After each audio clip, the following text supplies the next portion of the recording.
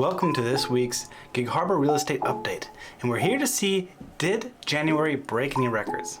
Not too long ago did I predict that January would receive record low listings, and now that it's February, the Northwest MLS has released their latest data, and we're going to jump in and look at it to see what exactly has happened within the last month.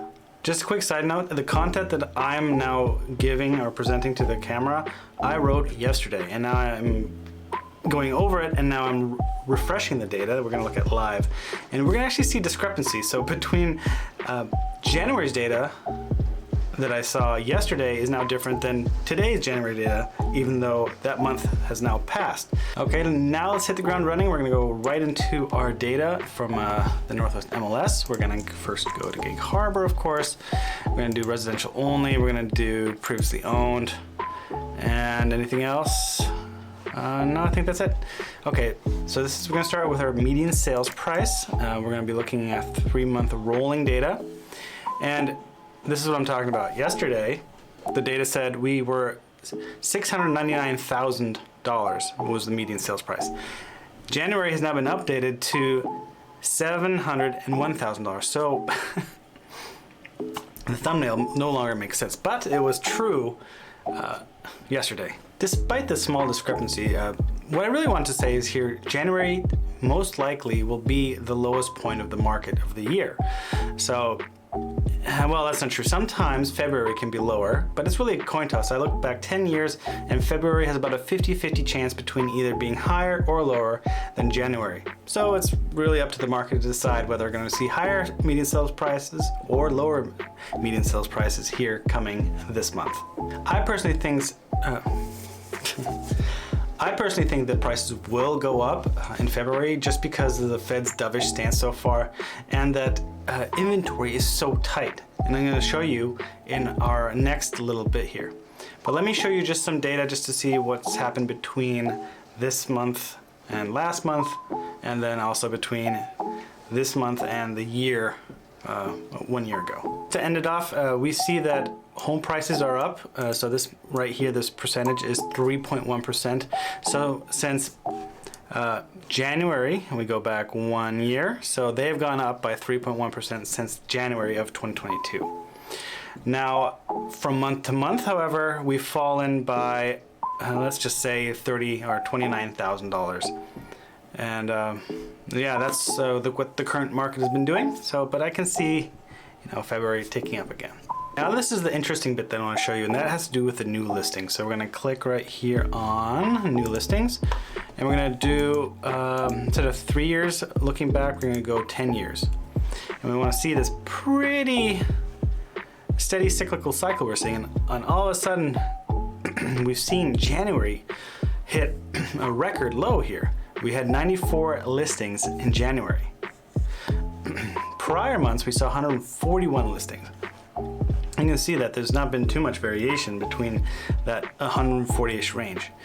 Now, looking back at what happened between January and February of any other given year, we've seen an uptick in homes that were listed. So is there going to be a slight uptick? Maybe we can get up to above 100 coming in February this month. Or can we possibly go back to seasonal norms and go back to that 140 to 150 range? One just little final bit, let's look at the numbers, what's happened in the last year. Basically, we've gone down from 140 listings in December to less than 100 here in January. Prior year, so 2022, January had 141 listings. And then the year prior to that, 146. So you can see that we're down 33% from a year ago. We're down 33% of the new listings that we saw come on the market in January. Okay, our next data set that we're gonna look at is days on market. And this is basically how long a home sits on the market. So currently the median days is now 38, and that's an uptick of 7 days from December. And that's an incredible uptick from 1 year prior. So we went from 6 days on market to 38. So that's an increase of 533% increase in days on market. So it sounds extraordinary. But if we take in a little bit of context here, we can see the seasonal or the historical ranges. Anywhere between 30 and 50 seems to be pretty appropriate. So as long as we're hovering in that range, I think we're at a pretty normal market here, or we're returning to one at least. Okay, now for our next data set, we're going to quickly go through is the month supply of pending, and this is just a fancy way of saying how much inventory is on the market. And currently we are at 1.4. And what does that mean? That means we have 1.4 months of inventory. And that in English, that means if no other house came on the market starting tomorrow, it would take 1.4 months for us to go through our inventory, basically saying we find a buyer for all the homes currently in the market. So it'd take 1.4 months for that to happen. The trend that we're seeing now is a historical trend. We are going to probably see this continue to tick down, as we'll probably get an increase of buyers, but also have a very low amount of inventory that's going to be hitting the market. But again, like I said previously, February is really a coin toss about what's going to happen in the market. So it's either going to go back to seasonal, which will reverse this trend, or if we continue to see those record low inventory numbers, then this number will probably drop to 1.2, I'd imagine. So it's too soon to extrapolate and forecast something, but that's just something to look at. Now, as for the numbers themselves, in December we had 1.7 months of inventory. That's fallen by 0.3 months. And then from a year ago, we've increased our inventory by 366.7%, which we can see down here. We had 0.3 months of inventory. So what is that? Like a week worth of inventory. Okay, one more graph to look at, and I'm sorry if you hear toddler noises in the background. There's nothing really I can do about that. Okay, this is going to be a graph that I pulled from Northwest MLS, except that I overlaid it, and I don't have that because I created it myself. Anyway, it's looking at comparing our existing home sales, which are resales, versus new construction. And here we can see that we have a red graph. Well, let me see if I can zoom that in for you. Okay, we have this red graph, which is the price of new construction, which peaked in January of 2020 at 900,000. And then we have existing home sales, which peaked at just above 800,000, I want to say June. So it's interesting that these peaks were different. But the difference between these two peaks was close to 100,000. And the distance now has shrunk to about, here you can see here, about 55,000. So it's interesting seeing new construction come down back to earth, and that's because of I recently talked to a builder, and he said that every month his construction time was decreasing. So that's a good sign for things being built on time again. Data here for new construction, we've dropped about $44,000, which is about 5.5% month over month. So this is from December to January, and then a year over year, we've dropped by almost $150,000 since the peak of last year's January. So that's quite incredible. And just some final thoughts now. All in all, I mean, I don't think there's much more to say. Things kind of played out as I thought they would have. The next month is going to be or this month technically, next month data. This month data, it's hard for me to say. Anyway, February's data, how about that, is going to be kind of a coin flip month, and it's really going to depend on what the Fed is going to be doing and what the market is anticipating, because right now the market is slightly bullish. I mean, you look at the fear and greed index, it's actually now back at greedy, which is also troubling.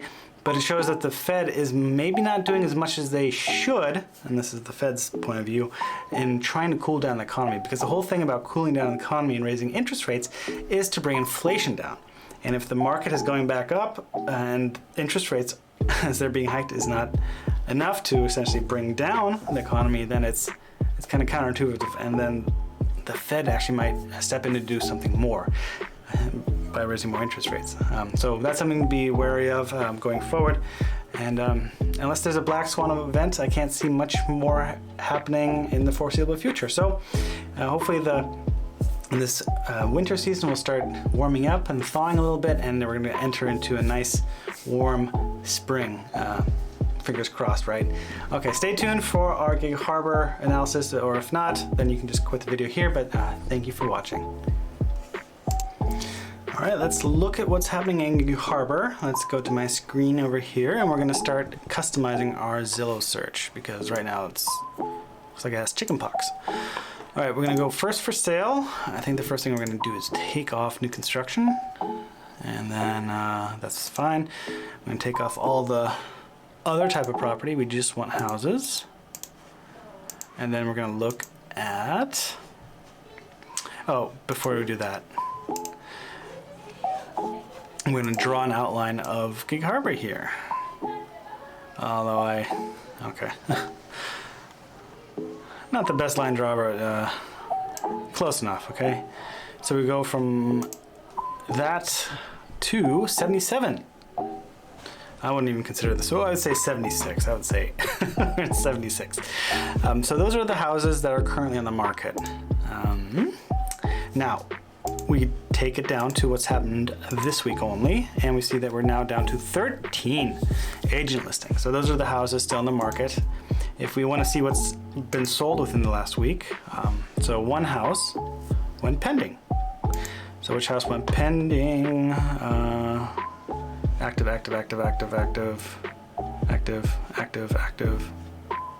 pending. Okay, Fox Island.